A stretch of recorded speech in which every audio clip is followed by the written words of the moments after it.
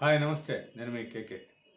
ఈరోజు తెలంగాణ రాజకీయాల్లో ఒక ముఖ్యమైన అంశం జరిగింది. అది బీఆర్ఎస్ ఎమ్మెల్యేలుగా ఉన్న దానం నాగేందర్, తర్వాత కడియం శ్రీహరి.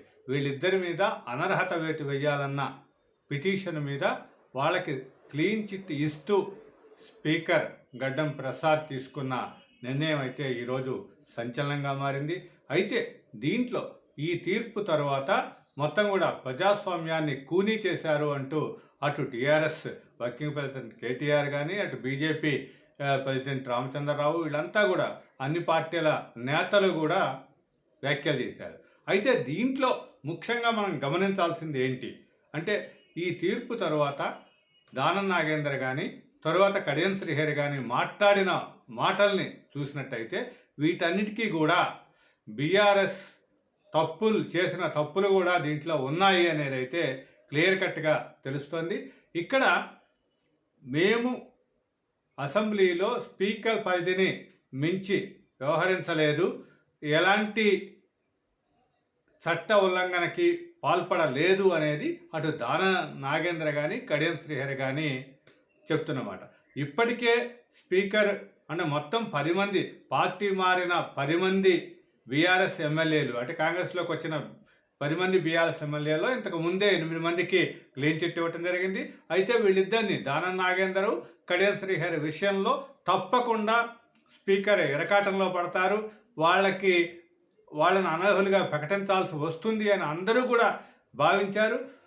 ఈ నేపథ్యంలోనే ఈ తీర్పు రావటం, వాళ్ళిద్దరికీ కూడా స్పీకర్ క్లీన్ చిట్ ఇవ్వటం, మొత్తం కూడా అంటే రేపటి వరకు కూడా సుప్రీంకోర్టు గడువిచ్చిన నేపథ్యంలో ఈరోజే స్పీకర్ నిర్ణయం వెల్లడించడం అనేది తెలంగాణ రాజకీయాల్లో సంచలనంగా మారింది. అయితే దీంట్లో మనం చూడాల్సింది ఏంటి, దీని ఎవరి తప్పు? ఇలాంటి సంఘటనలు గతంలో కేసీఆర్ మిగతా కాంగ్రెస్ వాళ్ళని పార్టీలో తీసుకొని వాళ్ళకి మంత్రి పదవులు కూడా ఇచ్చాడు. తర్వాత ఇంతకుముందు వైఎస్ రాజశేఖర రెడ్డి టైంలో జరిగింది. ఇవన్నీ కూడా మొత్తం పార్టీలు మారటం అనేది సహజం. అయితే ఈసారి ఈ 2 కేసుల్ని కూడా అందరూ ఆత్రుతగా, ఎంతో జాగ్రత్తగా స్పీకర్ ఎలాంటి నిర్ణయం తీసుకుంటారు అనే దాని మీద ఆసక్తిగా ఎదురు చూశారు. ఎందుకంటే దానం నాగేందర్ బీఆర్ఎస్ పార్టీ నుంచి ఎమ్మెల్యేగా ఎన్నికై తర్వాత లోక్సభ ఎన్నికల్లో కాంగ్రెస్ పార్టీ తరఫున సికింద్రాబాద్ కాంగ్రెస్ అభ్యర్థిగా పోటీలో నిల్చున్నాడు. అంటే కాంగ్రెస్ బీఫామ్ మీద, బీఆర్ఎస్ నుంచి గెలిచిన ఎమ్మెల్యే కాంగ్రెస్ బీఫామ్ మీద పోటీ చేయటం అనేది తప్పకుండా అతని మీద అనర్హత వేటు పడుతుంది అనేది స్పీకర్ ఆ నిర్ణయం తీసుకోక తప్పదు అనేది ఇక్కడ అందరూ భావించిన విషయం. అయితే అదేమీ జరగకుండా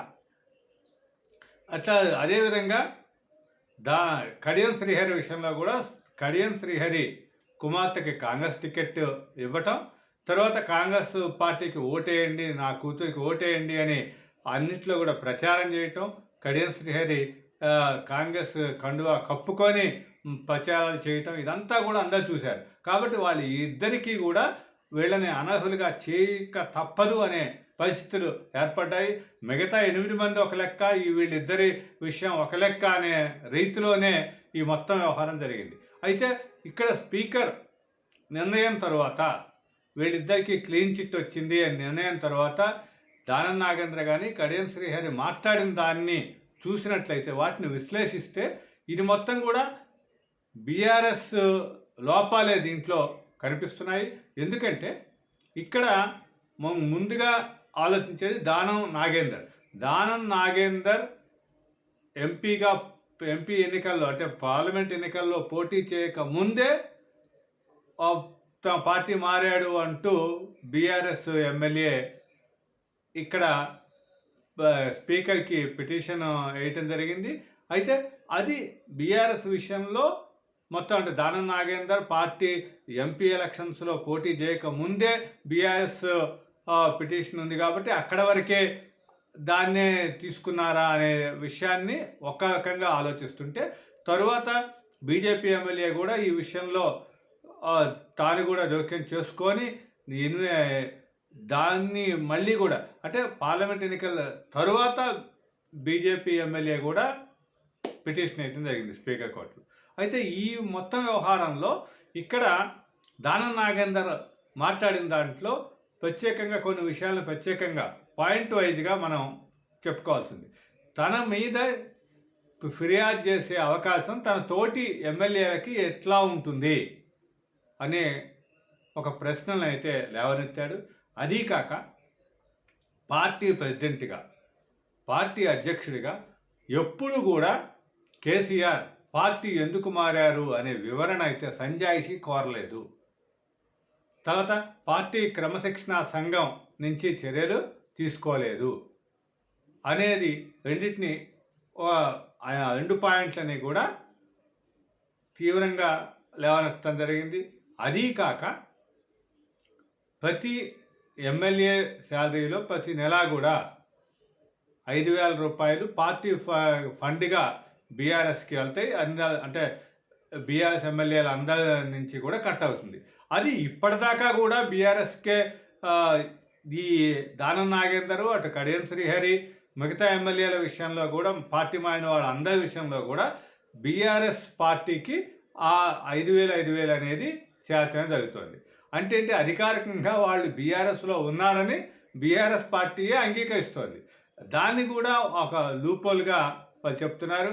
అంటే వీళ్ళు ఇచ్చే 5,000తోనే బీఆర్ఎస్ పార్టీ నడుస్తుందని కాదు, కానీ అది వాళ్ళు ఎందుకు తీసుకున్నారు, ఇప్పటిదాకా వాళ్ళు పార్టీ మారారు కాబట్టి వాళ్ళు మీరు పార్టీ మారేశారు, మీ పార్టీలోంచి బహిష్కరించాలి, పార్టీని వీడు వెళ్ళిపోవాలి, పార్టీకి సంబంధం లేదు అని వాళ్ళ మీద వెయిట్ వేయలేదు.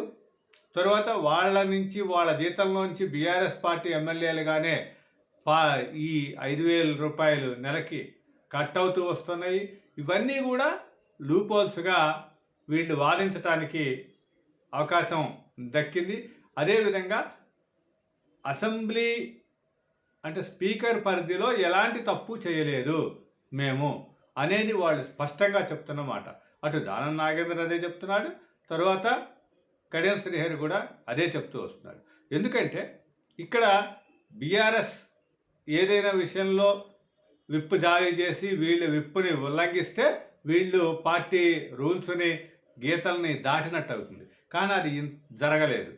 తర్వాత మొత్తం కూడా ప్రతి అసెంబ్లీ సమావేశంలోనూ వీళ్ళందరినీ లెక్కని వేసుకొని, ఈ 10 మందిని కూడా లెక్కేసుకొనే తమకి కావాల్సిన సంఖ్యాబలం చూపెడుతూ వస్తుంది బీఆర్ఎస్.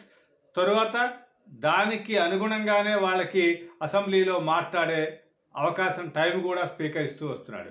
కాబట్టి ప్రతి అసెంబ్లీ సెక్షన్ అయిన వెంటనే బీఆర్ఎస్ నుంచి వీళ్ళు హాజరయ్యారు. ఇది అనేది స్పీకర్ కార్యాలయం విడుదల చేసే లెక్కల్లో కూడా వీళ్ళందరినీ కూడా బీఆర్ఎస్ సభ్యులుగానే చూపెడుతున్నారు.